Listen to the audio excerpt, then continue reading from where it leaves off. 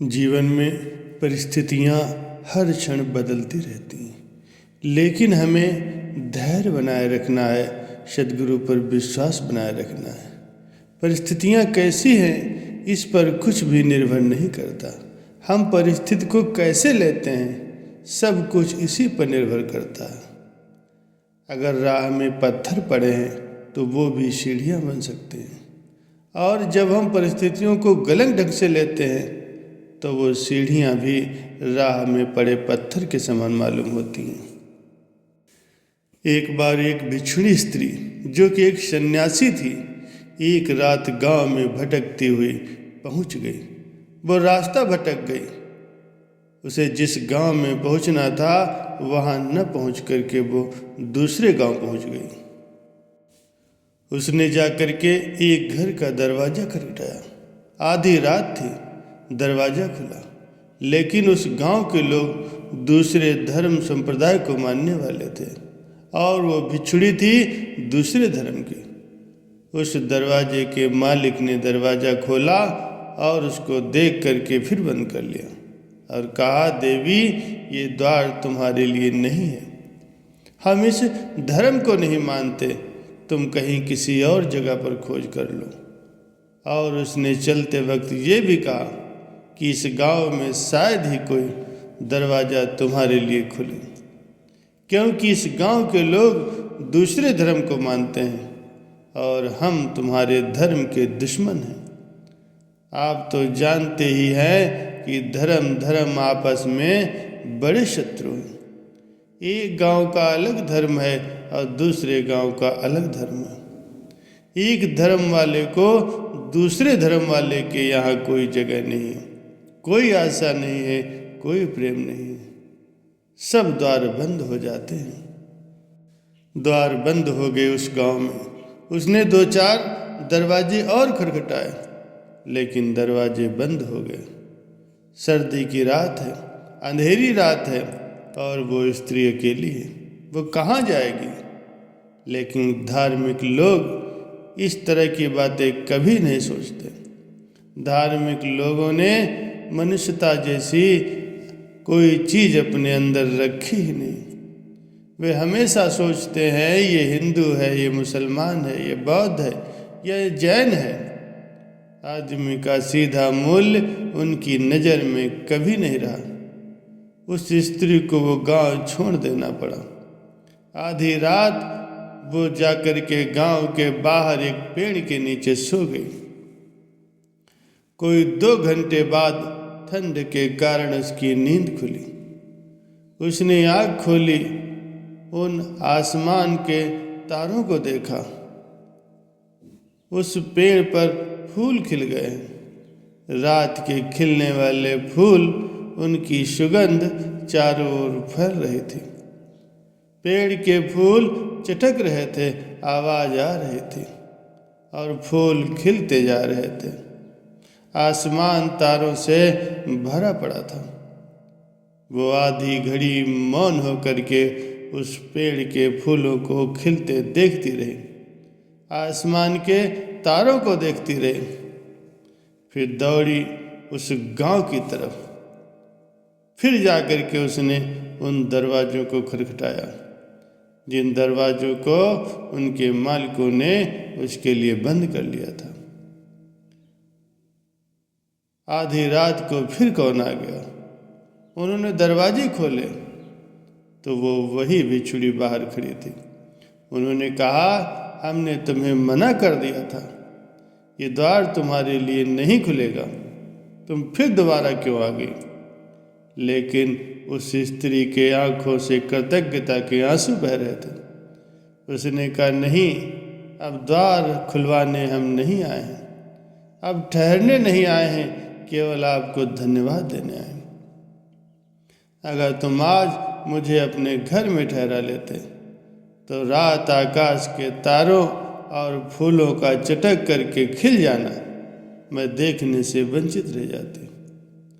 मैं सिर्फ धन्यवाद देने आया हूँ कि तुम्हारी बड़ी कृपा थी कि तुमने हमारे लिए द्वार बंद कर लिए और मैं खुले आसमान के नीचे सो सकी। तुम्हारी बड़ी कृपा थी कि तुमने घर की दीवालों से मुझे बचा लिया और खुले आकाश में मुझे भेज दिया। जब तुमने भेजा था तब मेरे मन में ऐसा लगा था कि ये कैसे बुरे लोग हैं, लेकिन अब मैं ये कहने आया हूँ कि आप लोग कैसे भले लोग हैं। इस गांव के लोगों का मैं धन्यवाद देने आया हूँ। परमात्मा तुम पर कृपा करे। जैसी तुमने मुझे एक अनुभव की रात दी है, जो आनंद मैंने आज पाया है, जो फूल मैंने आज खिलते देखे हैं, जैसे मेरे भीतर भी कोई चटक फूल खिल गया हो, जैसी आज अकेली रात में आकाश के तारे देखे हैं, जैसे मेरे भीतर ही कोई आकाश स्पष्ट मालूम हो रहा है और तारे खिल गए हैं। मैं उसके लिए आप सभी को धन्यवाद देने आया हूँ। कितने भले लोग हैं तुम्हारे गांव के।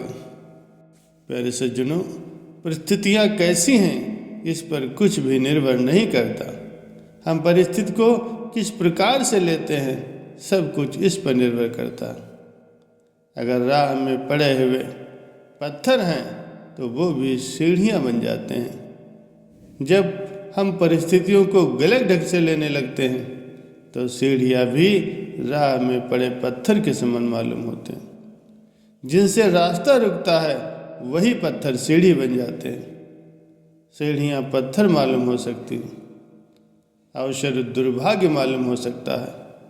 हम कैसे लेते हैं, हमारा देखने का दृष्टिकोण क्या है, हमारी पकड़ क्या है, जीवन का कोड हमारा क्या है, हम उसे कैसे लेते हैं और कैसे देखते हैं। आशा भर कर जीवन को देखें। साधक अगर निराशा से जीवन को देखेगा तो गति नहीं कर सकता। आशा से भर कर अपने जीवन को देखें। अधैर्य से अपने जीवन को देखेंगे तो मन को साधक एक कदम भी आगे नहीं बढ़ा सकता। धैर्य से अनंत धैर्य अपने जीवन में लाएं। उतावलेपन से जीवन को देखेंगे तो शीघ्रता में भागते हुए तो साधक एक इंच भी आगे नहीं बढ़ सकता। सद्गुरु हमें सत मार्ग दिखाते हैं, सत मार्ग पर चलने की शिक्षा देते हैं। वो हमारे कृत्यों को नहीं देखते, हमारे पापों को नहीं देखते। वो बख्शनहार हैं। संतों की महिमा बड़ी निराली होती है। एक संत राबिया हुई है। संत राबिया के पास एक दूसरे संत हसन आकर के ठहरे। दोनों बैठे थे कि तभी एक आदमी आया। उस आदमी ने हसन के चरणों में सोने की असरफियाँ रखी। हसन उन असरफियों को देखकर एकदम से नाराज हो गया। उसने कहा, तू ये सोना लेकर के यहाँ क्यों आ गया? सोना मिट्टी है, धूल है, हटा यहाँ से सोने को। राबिया हंसी। हसन ने पूछा, तुम क्यों हंसती हो?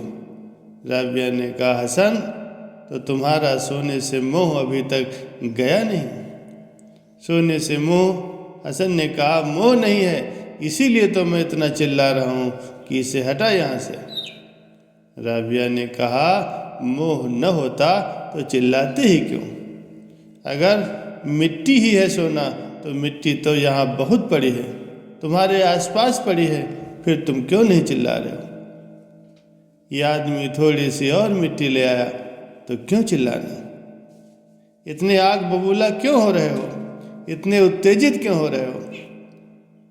ये उत्तेजना बताती है कि अभी भी भीतर डर है। ये उत्तेजना बताती है कि दबा लिया है, सोने के मोह को मिटा नहीं दिया। नहीं तो क्या इसमें उत्तेजित होने की बात क्या है? इस आदमी को देखो, ये बेचारा गरीब है, इसके पास सोने के सिवाय कुछ नहीं है। ये बहुत गरीब है, इस गरीब को ऐसे मत करो। ये इतना गरीब है और फिर भी कुछ देना चाहता है। इसका तुमसे लगाव है और सोने के सिवाय इसके पास और कुछ नहीं है। राबिया ने हसन से कहा, उस गरीब को देख, वो किस भाव को लेकर यहाँ आया है। हसन ने कहा, राबिया तूने मुझे खूब जताया, बात मेरी समझ में आ गई। सचमुच मैंने सोने का जो मोह है उसे दबा लिया है, ये मिटा नहीं है। प्यारे सज्जनों, सदगुरु वही है जो सच में जाग गया है, जो जाग गया है। तुमने क्या किया इससे कोई निंदा उसके मन में पैदा नहीं होती, कोई शंका पैदा नहीं होती, और ना ही तुम्हें वो नरक भेजेगा, ना तुम्हें डराएगा, क्योंकि सदगुरु तुम्हें देखता है, तुम्हारे कृत्यों को नहीं। कृत्यों का कोई मूल्य नहीं है, कृत्य तो माया है।